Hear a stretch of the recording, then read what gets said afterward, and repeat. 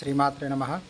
शिवशक्त्या युक्तो यदि भवति शक्तः प्रभवितुं न चेदेवो देवो न खलु कुशलस्पन्दितुमपि अतस्त्वामाराध्यां हरिहरविरिञ्चादिभिरपि प्रणन्तुं स्तोतुं वा कथव कृतपुण्यः प्रभवति।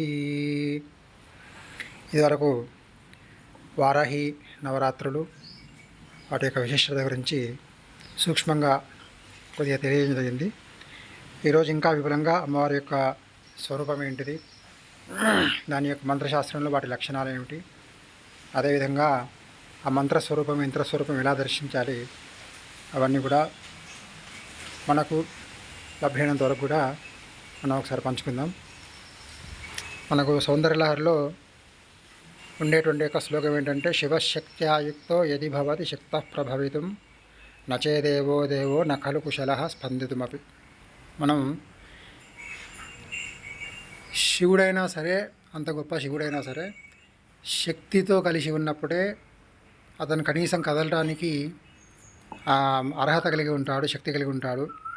లేకపోతే ఆ విధంగా కనీసం కదలడానికి కూడా శక్తి లేకుండా ఉంటాడని చెప్పేసి, అదేవిధంగా బ్రహ్మ విష్ణు మహేశ్వరులు కూడా పూర్వజన్మ సుకృతం ఉంటేనే అమ్మవారి యొక్క ఉపాసన చేయగలుగుతారు. కనీసం స్తోత్రం వా కథమకృత పుణ్య ప్రభవతి.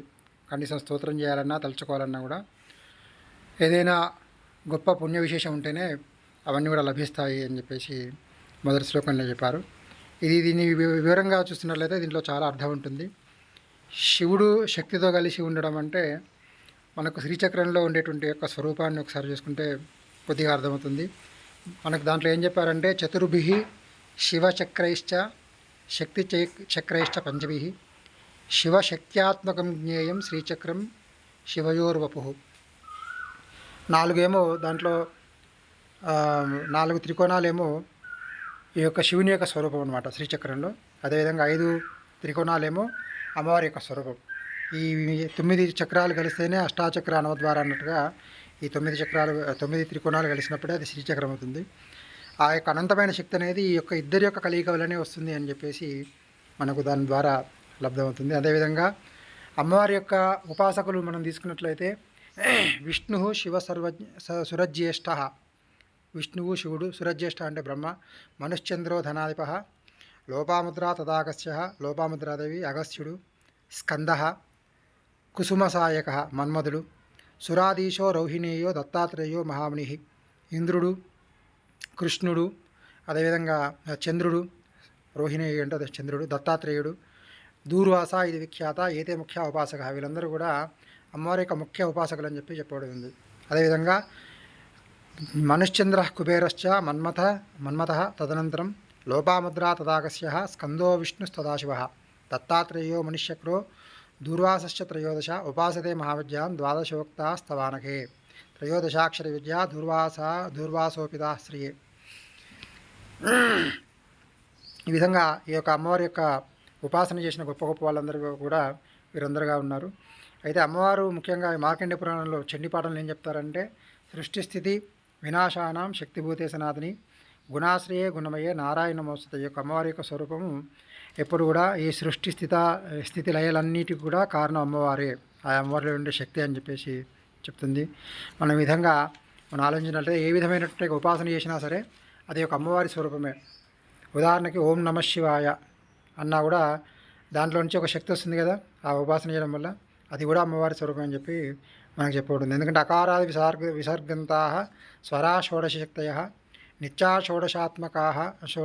షోడశకాత్మన పరస్పరమయేయుతా కకారాది క్షకారాంతా వర్ణాస్త శివరూపిణ. ఈ అకారాది విసర్గాంతం అంతా కూడా అమ్మవారి యొక్క స్వరూపం అని చెప్పేసి చెప్పబడి ఉంది, శక్తి ఇవన్నీ కూడా. అదేవిధంగా కకారాది క్షకారాంతం కూడా శివరూపం అని చెప్పేసి చెప్పబడి ఉంది.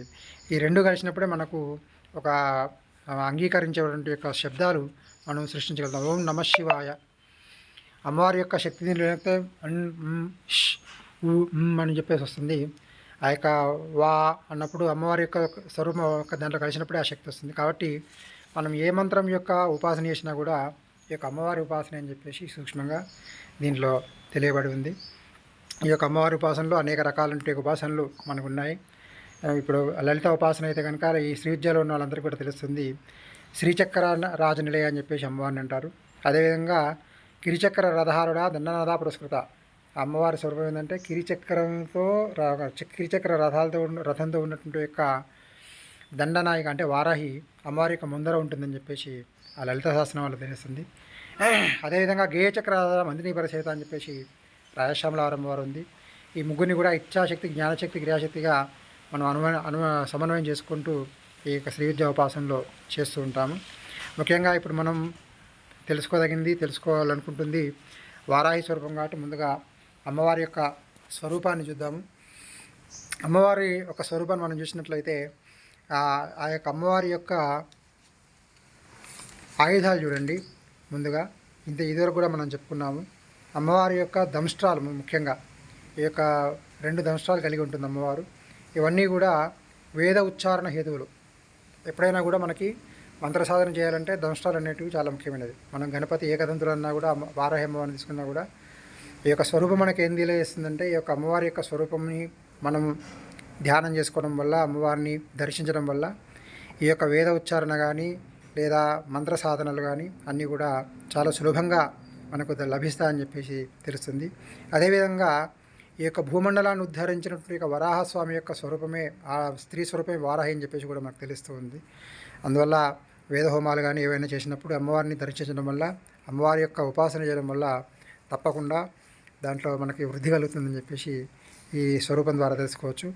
అదేవిధంగా నదివా స్మరేతు వార్తాళీం ప్రకటన నకుర్యాత్, ఈ యొక్క అమ్మవారిని ప్రాతకాలంలో స్మరించొద్దు, ఉపాసన చేయొద్దు అని చెప్పి కూడా మనకి ఒకటి ఉన్నది.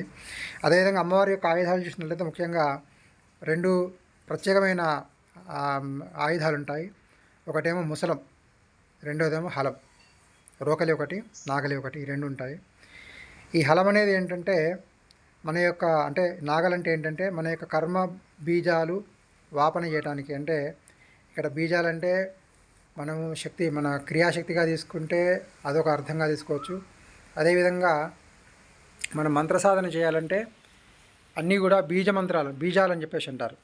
మనకు అన్నీ కూడా ఏ మంత్రం తీసుకున్నా కూడా దాంట్లో బీజాలు ఉంటాయి. గణపతి తీసుకున్నప్పుడు గం బీజం, అదేవిధంగా వార్తాలు తీసుకున్నప్పుడు ఐం గ్లౌం బీజం.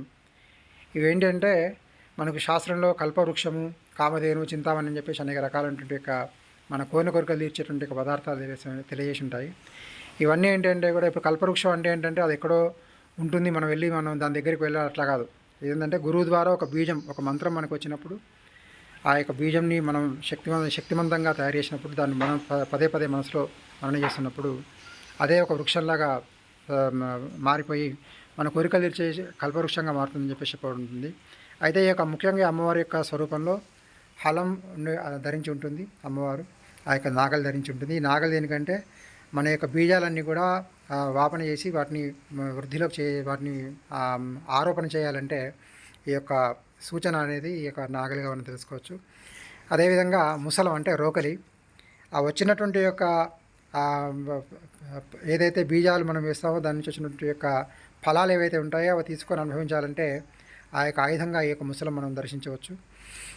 అదేవిధంగా అమ్మవారు ఏ దేవత అయినా కూడా మనకు మంత్రస్వరూపం, యంత్రస్వరూపం అని చెప్పేసి 2 ఉంటాయి.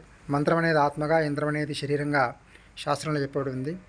ముందుగా మనం మంత్రం తీసుకున్నట్లయితే దీంట్లో ముఖ్యమైన బీజాలు 2 ఉంటాయి. ముందుగా ఐం బీజం అంటే వాగ్బీజం. ఈ వాగ్బీజం అంటే ఏంటంటే మన ఏ మంత్రం ఉచ్చరించాలన్నా కూడా, ఏ మాట్లాడాలన్నా కూడా దానికి మనకు యోగ్యత రావాలంటే ఈ యొక్క అమ్మవారి యొక్క మొదటి బీజం ఐం బీజం అనేది మనకు సంకేతంగా మనం తీసుకోవచ్చు. అదేవిధంగా గ్లౌం, భూమండలాధిపత్యం ఏదైతే కావాలో దానికి సంబంధించినటువంటి బీజం గ్లౌం బీజం. ఇది అమ్మవారి యొక్క మంత్రంలో 2వ బీజంగా ఉంటుంది. అదేవిధంగా అమ్మవారి యొక్క మంత్రాన్ని కూడా మనం చూసినట్లయితే అంతా కూడా ఈ విచిత్రంగా ఉంటుంది. అంటే అంధిని నమః అంటే అమ్మవారు ఏంటంటే అంధకారానికి అంధత్వం అట. అంటే అంధకారం, చీకటి ఏదైతే మనకు కలగజేస్తుందో ఆ చీకటికి ఈమె చీకటి కలగజేస్తుంది. అంటే ఆ చీకటిని నెగటివ్ ద్వారా తీసేస్తుందని చెప్పేసి ఇక్కడ అర్థం అనమాట. అంధిని నమః అంటే మనకి ఏదైతే చీకటి ఉంటుందో ఆ చీకటిని అమ్మవారు తీసేస్తుంది, ఆ చీకటి కలిపించి తీసేస్తుంది అని చెప్పేసి ఆ మంత్రంలో ఉంటుంది. అదేవిధంగా రుంధిని నమః మనకి ఏవైతే ఆటంకాలు కలుగుతాయో ఆ ఆటంకాలన్నింటికి కూడా ఈమె ఆటంకం కలిగిస్తుందట. అదేవిధంగా జంభిని నమః అంటే మనల్ని ఎవరైతే హింసిస్తారో, ఏదైతే హింస ఉంటుందో మనకి ఆ హింసకే హింసిస్తుందట అమ్మవారు. మనల్ని హింసించే వారిని హింసించేది అని చెప్పేసి ఇక్కడ అర్థం అనమాట. మోహే మోహిని, మనకి ఏదైతే మోహం కలిగేస్తుందో, ఇల్యూజన్ మాయ కలిగేస్తుందో, ఆ మాయకి కూడా ఆమె మాయ కలిగేస్తుందట. అదేవిధంగా స్తంభే స్తంభిని నమః, మనకి ఏదైతే వృద్ధిలోకి స్తంభనం కలుగుతుందో ఆ స్తంభనానికి స్తంభనం కలిగిస్తుందట అమ్మవారు. అయితే అందరూ కూడా ఇక్కడ అంధిన్యే నమః, రుంధిన్యే నమః అంటారు. ఇది ఇక్కడ ఏంటంటే నమః అంటే ఇక్కడ బీజంగా తీసుకోవాలి. క్రియ అంటే మనం నమస్కరించడం కూడా నమః అని అంటాము. అదేవిధంగా మంత్రశాస్త్రంలో నమః అనే బీజం ఉంటుంది. ఈ నమః అనే బీజం ఏంటంటే సంపన్న బీజం అని చెప్పేసి అంటారు. అందువల్ల ఇది బీజంగా తీసుకున్నప్పుడు అంధే అంధిని నమః, రుంధే రుంధిని నమః ఈ విధంగా వస్తుంది. కొన్ని పుస్తకాల్లో కొంతమంది వారు అంధే అంధిన్యే నమః అంటే ఆమెకి నమస్కరిస్తున్నాను ఆ విధంగా అర్థం వచ్చేట్టుగా రాస్తున్నారు. అయితే ఇది చాలా పరిశోధన చేస్తే అంధే అంధిని నమః, రుంధే రుంధిని నమః ఇదే సరి అయిందిగా నాకు తోస్తుంది.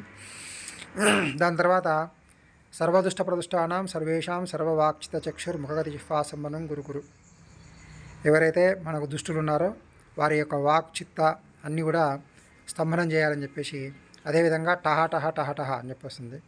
ఈ టహటహ టహటహ అంటే ఏంటంటే దీన్ని స్తంభన బీజం అని చెప్పేసి మంత్రశాస్త్రంలో అంటారు. తర్వాత చివరిలో స్వాహ అని వస్తుంది. స్వాహ అంటే మనకి అన్ని ఐశ్వర్యాలు కూడా కలిగేసేదని చెప్పేసి వస్తుంది.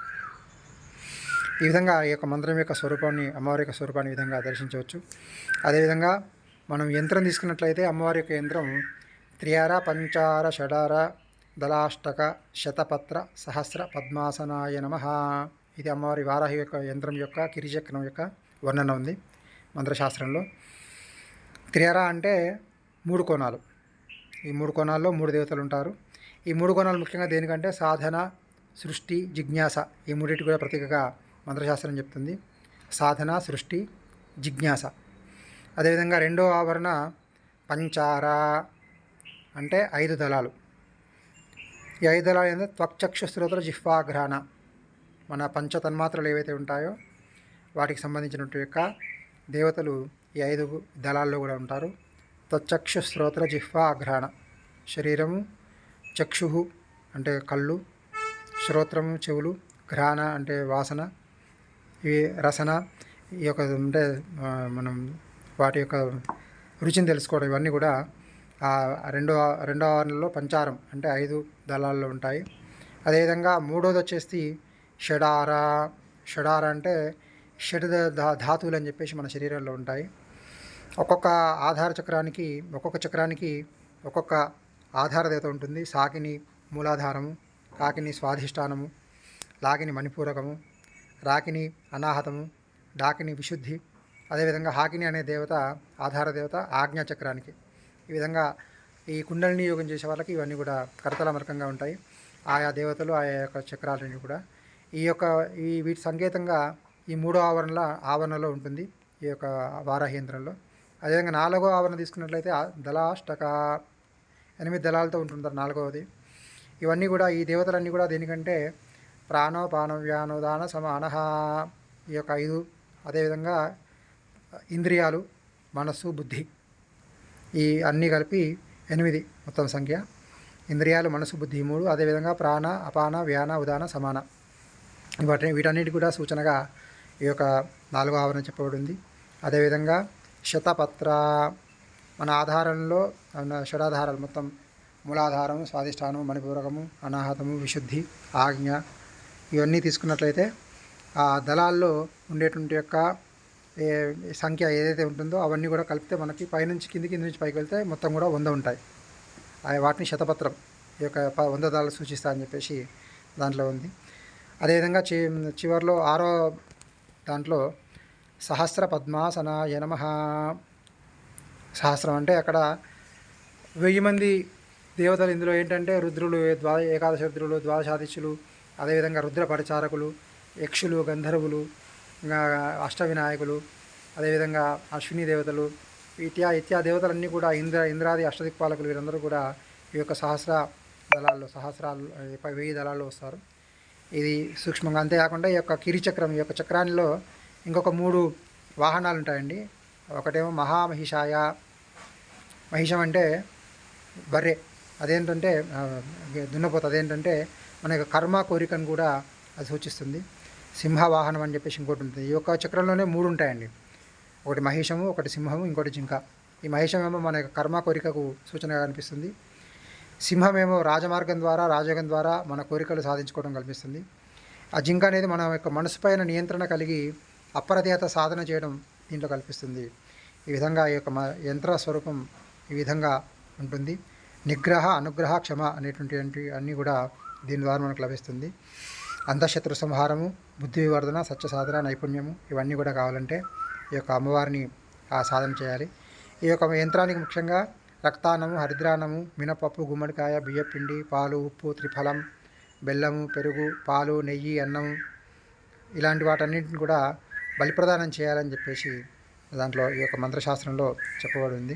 ఈ యొక్క ఆ యంత్ర యొక్క అన్ని దేవతలకు కూడా ఈ విధంగా మా మంత్రస్వరూపం ఆ విధంగా ఉంటుంది, యంత్రస్వరూపం ఈ విధంగా ఉంటుంది. ఈ మంత్రం అంతా ఇదంతా కూడా చేయడం వల్ల ఏంటంటే ఈ యొక్క భూమండలాధిపత్యం, భూమికి సంబంధించినటువంటి యొక్క వివాదాలు కానీ ఏదైనా సమస్యలు కానీ అన్నీ కూడా కొడతాయి. ముందుగా ముఖ్యంగా మనకి ఏంటంటే ఐం గ్లౌం మనం ముఖ్యంగా అమ్మవారి యొక్క స్వరూపం ద్వారా కానీ తెలుసుకోదగింది ఏంటంటే మన బీజావాపన, ఏ మంత్ర సాధన చేయాలన్నా, ఏ బీజాన్ని మనం స్మరించి దాని యొక్క శక్తిని పొందాలన్నా కూడా అమ్మవారి యొక్క అనుగ్రహం ఉంటే దాన్ని త్వరగా మనం సాధించవచ్చు. ఆ సాధన ద్వారా అన్ని కోరికలు కూడా పొందవచ్చు అనేది ముఖ్యంగా ప్రప్రథమంగా చెప్పవచ్చు. మన యొక్క కల్పవృక్షాలన్నీ కూడా మన మంత్రబీజాల ద్వారా సాధించుకోవచ్చు అని చెప్పేసి దీంట్లో తెలుపబడి ఉంటుంది. రెండవది ఏంటంటే ఆ యొక్క కర్మ ఫలాలు అనుభవించాలంటే కూడా కొంతమంది బాగా సాధన చేస్తారు కానీ వారు అనుభవించలేకుండా పోతుంటారు. అట్లాంటి దుస్థితి కూడా లేకుండా ఉండాలంటే అమ్మవారి యొక్క ఆయుధం, ముసలాయుధం ద్వారా మన కర్మ ఫలాలన్నీ కూడా మంచి కర్మ ఏదైతే ఉంటుందో దాన్ని కూడా మనం అనుభవించవచ్చు అని చెప్పేసి దీంట్లో తెలియబడి ఉంటుంది. అదేవిధంగా అన్ని ఆటంకాలు తొలగిపోయి మనల్ని హింసించే వారి నుంచి, మనల్ని మోహాన్ని గురి చేసే వాళ్ళ నుంచి, మనల్ని కష్టాలు పాలు చేసే అన్నింటి నుంచి కూడా విముక్తి పొందాలంటే చాలా సులభమైనటువంటి ఒక మార్గం ఈ యొక్క వారాహి ఉపాసన. అన్ని కోరికలు తీరుతాయి, అన్ని సమస్యలు కూడా తీరుతాయి. ఈ యొక్క మంత్రాన్ని దీన్ని ఒక మంచి గురువుగారి యొక్క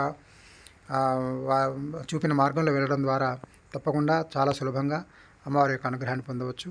ముఖ్యంగా ఆషాఢ మాసంలో ప్రతిపదాత్ నవం పర్యంతం, పాఠ్యం నుంచి నవం వరకు కూడా ఈ యొక్క అమ్మవారిని చాలా తదేకమైన చిత్తంతో ఉపాసన చేయడం వల్ల, అమ్మవారి యొక్క హోమాలు చేయడం ద్వారా, అమ్మవారి యొక్క మంత్రజపం చేయడం ద్వారా, యంత్ర ఆరాధన చేయడం ద్వారా, యంత్ర యొక్క అర్చన చేయడం ద్వారా అన్ని కోరికలు కూడా తప్పకుండా తీరుతాయి. శ్రీమాత్రే నమః. సర్వే జనాః సుఖినో భవంతు. శుభం భూయాత్.